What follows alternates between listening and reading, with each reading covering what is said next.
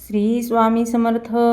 थांबा, जर तुमच्या घरात एखादं मूल अभ्यासाकडे दुर्लक्ष करत असेल, मोबाईलमध्ये तासनतास वेळ घालवत असेल, आई वडिलांचं ऐकत नसेल आणि भविष्यात काय होणार याची चिंता तुम्हाला सतावत असेल, तर आजचा हा व्हिडिओ शेवटपर्यंत नक्की पहा.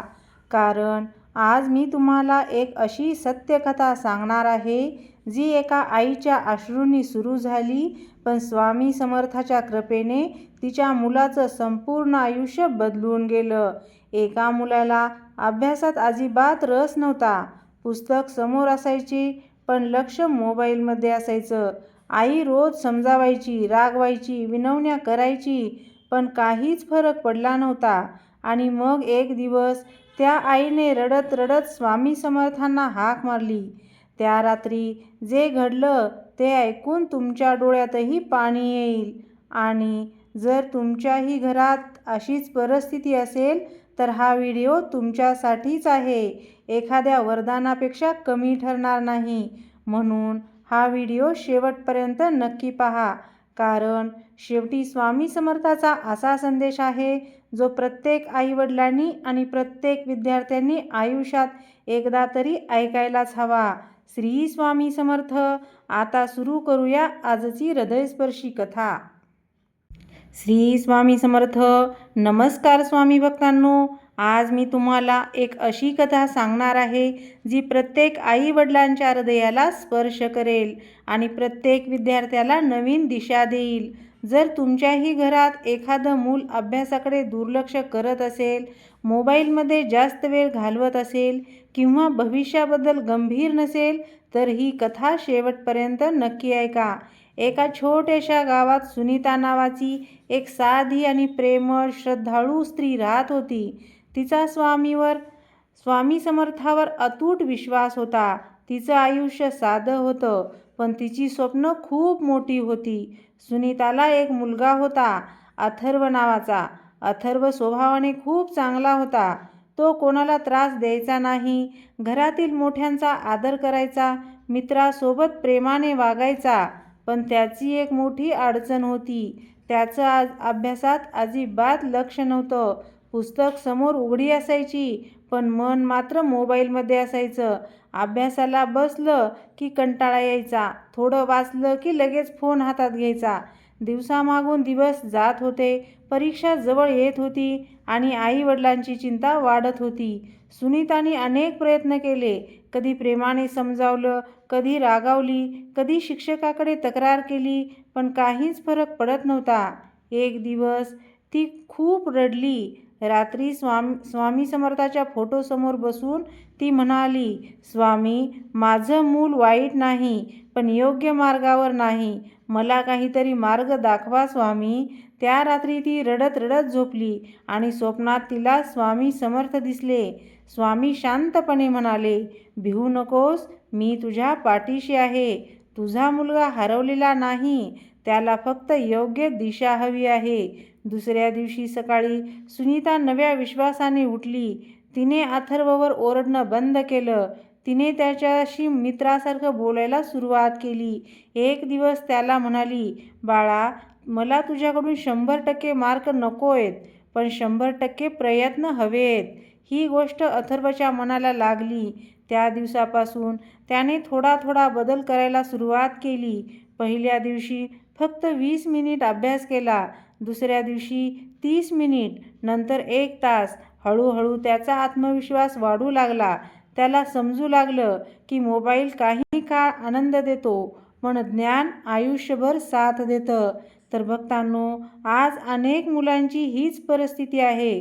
मोबाईल, गेम्स, सोशल मीडिया यामध्ये इतका वेळ जातो की अभ्यास मागे पडतो. पण लक्षात ठेवा, यशस्वी लोक आणि सामान्य लोक यांच्यातील सर्वात मोठा फरक म्हणजे शिस्त. ज्याला स्वतःवर नियंत्रण ठेवता येतं तोच आयुष्यात मोठं यश मिळवतो. अथर्वने आता रोज किमान एक नियम बनवला. पहिले अभ्यास, मग मोबाईल. पहिले कर्तव्य, मग मनोरंजन. पहिले ध्येय, मग आराम. या छोट्या नियमांनी त्याच्या आयुष्यात मोठा बदल घडवायला सुरुवात केली. काही महिन्यांनी परीक्षा आली. अथर्वने मनापासून पेपर लिहिले. निकालाचा दिवस आला.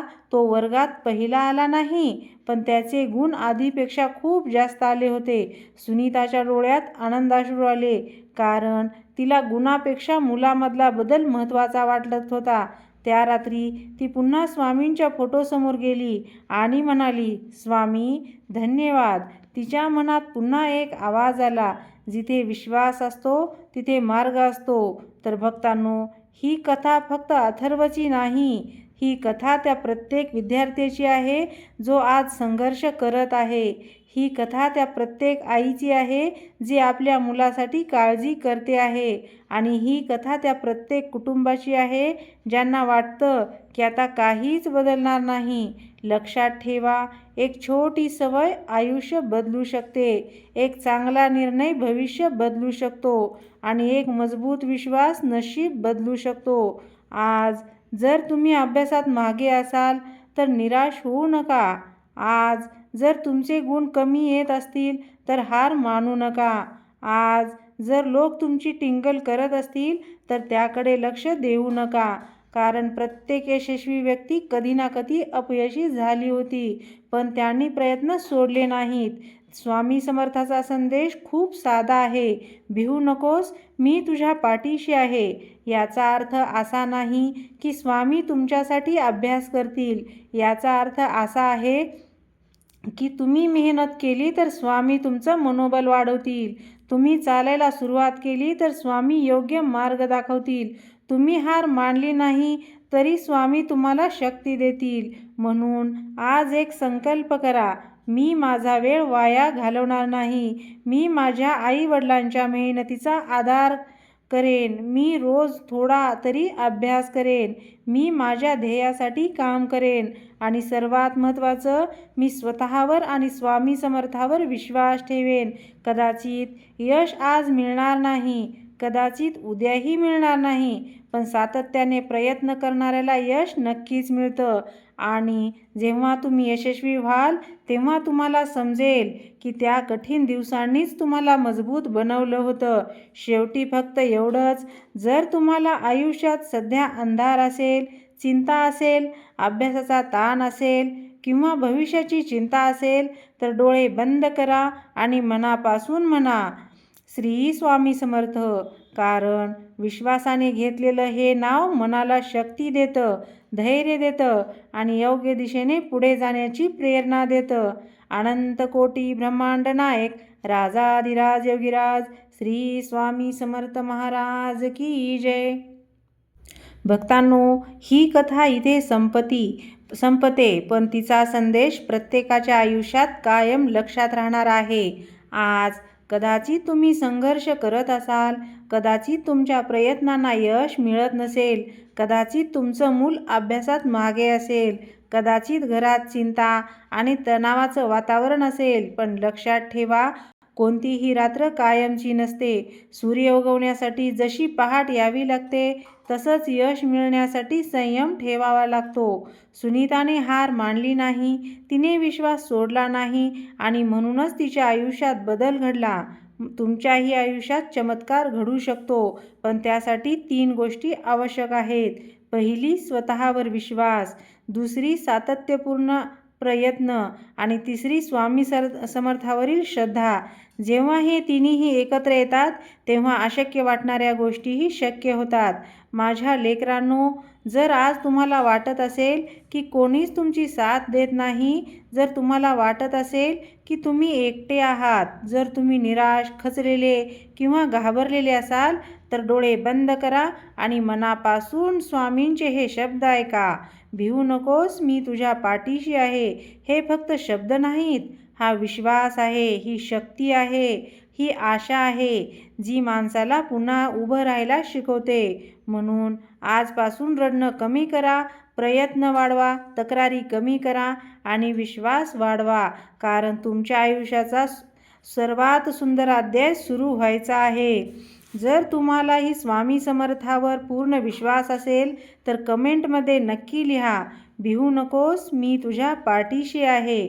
आणि व्हिडिओ आवडला असेल तर लाईक, शेअर आणि चॅनलला सबस्क्राईब करायला विसरू नका. श्री स्वामी समर्थ. जय जय स्वामी समर्थ. अनंत कोटी ब्रह्मांड नायक राजाधिराज योगीराज परब्रह्म श्री स्वामी समर्थ महाराज की जय. झालेली सेवा स्वामी चरणी अर्पण.